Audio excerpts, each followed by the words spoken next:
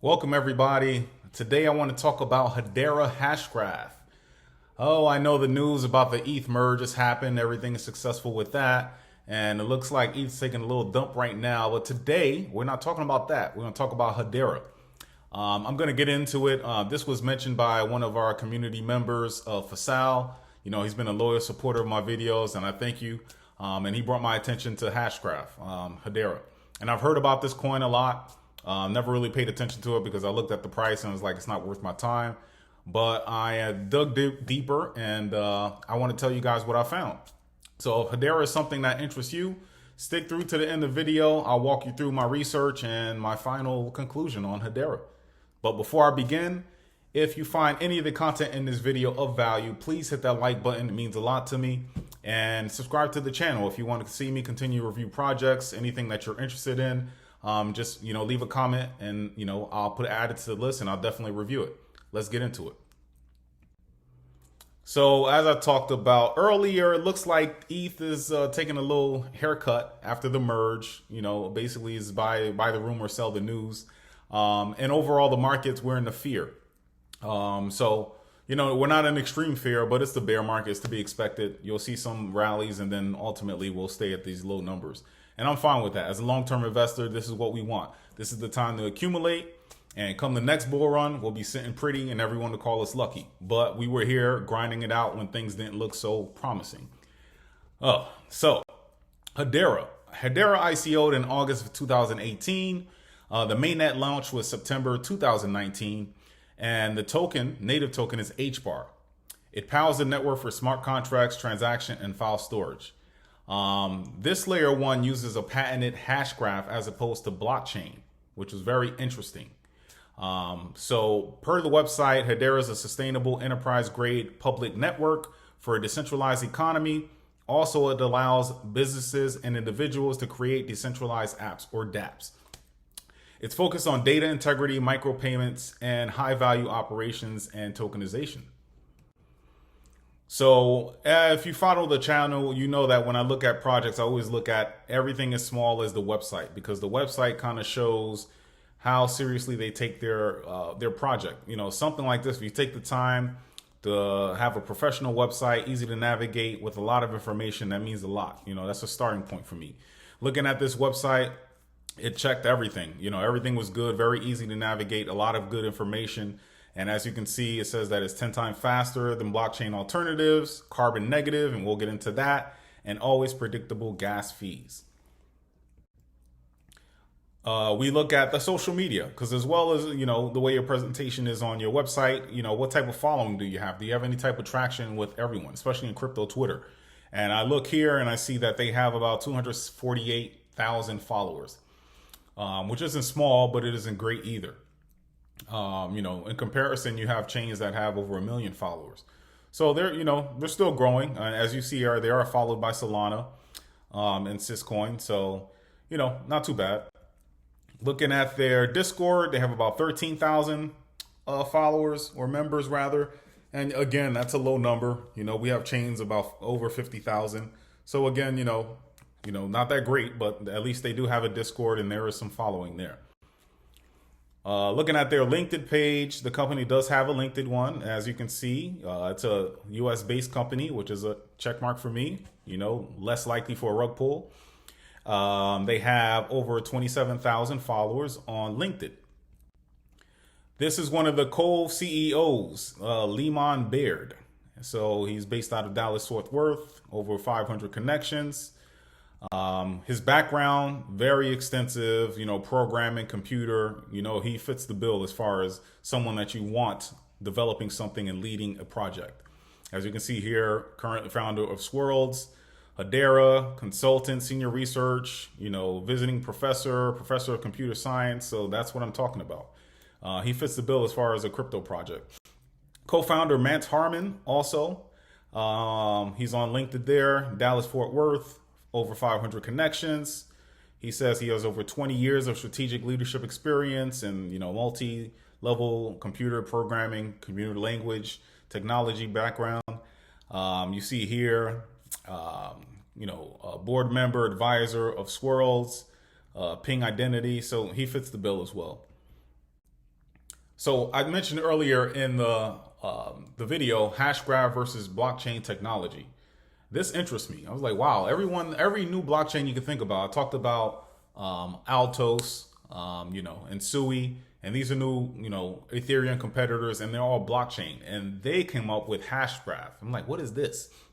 So basically, for blockchain, the comparison, blockchain uses miners, right? They use miners to validate the transactions. And this is how that data is stored to the blockchain and distributed. Hashgraph, however, is communicated in a graph, so miners are not needed. This increases the speed with no miners and very eco-friendly because they have no miners. As mentioned earlier, HEDERA has a patented hashgraph technology, but has since made this tech open source in order to attract more developers, in order to extend, or better yet, open up the ecosystem. Right now it's very small. And they want more developers to come on in and basically use this hashgraph technology. And it is patented, so that's a very good thing. It claims that the hashgraph is an upgrade in transaction speed, cost, and scalability. So next, just an illustration of the difference between blockchain and hashgraph. So you see how the blocks are on top of each other for transactions, exchange information, whereas the graph, it looks basically just like a graph, and they communicate that way. So it's very interesting. So what is the use case? According to the website, they say for payments, it reduces costs and unlock new revenue. Fraud mitigation, reduce costs and protects customers. Data complaints, log and publicly verify transactions, tokenize assets, identity, maintain the lifestyle of credentials, case studies, healthcare, enterprise, and gaming. So, they have a lot of use cases that they kind of promote on their website. Per HEDERA is capable of processing over 100K TPS. However, currently it's scaled down to 10K PCS for native services. And they implement consensus service, which is concurrent, interoperable scaling solution that allows private and public networks to use the HEDERA network, or network or mainnet. So they use the Solidity programming language in order to write smart contracts. That's pretty common when it comes to smart contracts, so nothing new there. Now, this is something that was very interesting to me. So right now, if you look at the investors in this project, it's mainly, venture capitalists. So, most people will say that this is a very centralized blockchain, or not blockchain, but project. What they do have is a governance system of 39 members. And you think 39 members, who are these guys? But it's actually worldwide successful companies, and they all have one vote in making decisions on what's approved in this project and what direction HEDERA goes in. To name some of the big players that are part of the members here, we're talking about Google, Boeing, Ubisoft. These are not small companies. LG. And I really found this interesting because you have these big companies, basically sticking their toes into, crypto, but here they're actually part of this project. And I don't think this gets talked about enough. And, I think this is big. And every member has one vote. So although it is centralized as far as the financing and everything like that, no one can make one decision. The foundation can't make a decision. It's basically these guys all have one vote and they have to come to, a consensus. So from that aspect, I think it's positive. This is very positive for this project. I like that. So I want to look at the active users. I always look to see if there's any traction, what's going on. You could have the best technology, but if no one's on your chain, what's the point? During quarter two of 2022, it averaged 33,000 monthly active users, which was a 51% increase quarter over quarter. So positive, and you can see this graph. This is from Masari. Then if we look at the transactions, that's been going down, but it is the crypto bear market, so I get that. Transaction decreased from 229 million to 56 million, which is negative 76% quarter over quarter. If we look at the total value locked on their DeFi, they're not there yet. They're at 54, which is pretty low. And they have about 17.4 million staked or locked as far as in their ecosystem.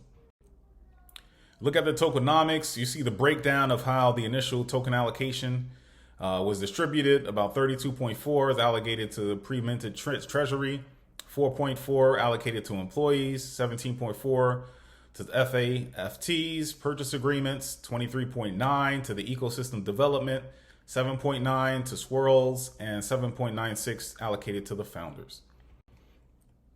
So token supply was another zonk to me. They have 50 billion. 50 billion max supply. So, out of that 50 billion rather, it's going to increase quarter to quarter. And, per this graph, again, from Masari, they're distributed from the treasury at the end of each quarter, and it has a maximum supply of 50 billion. So there you can see how much is being distributed to that system. And, that is very inflationary, so that's a negative for me. Some news. So they recently launched a 50 million FinTech Innovation Fund, and it's focused development work around central bank digital currencies, CBDCs, stablecoins, remittance services, micropayments, and tokenization. So if you look at the news or follow any of this macro global stuff, a lot of world banks and a lot of countries are trying to go into, CBDCs, central bank digital currencies. China for one. And a lot of people are talking about it. Even here in the US, they're talking about it. So, with this one of a kind, right now in the system with this hash graph, maybe, HBAR could be used for that in the US. You never know. But that's what they're focused on. And then they raised 250 million metaverse fund to enhance consumer brand adoption. So they're trying to get their hands into that as well. Coinbase, there was news this week that Coinbase would list them. However, that has not happened yet, but it's going to happen. Once Coinbase comes out and says something like that, it's just a matter of time.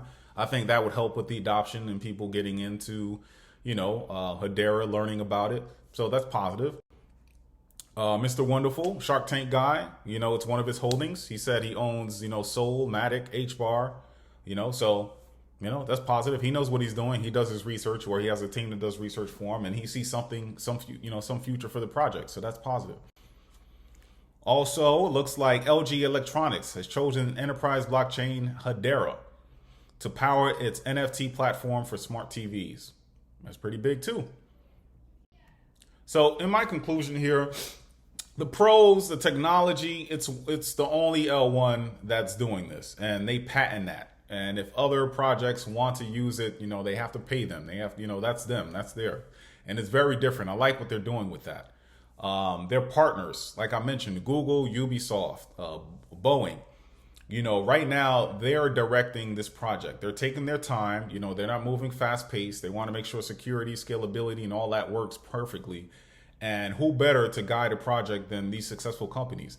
And they're not only all banking. We have different companies. You have travel, you have web cloud, you have, gaming.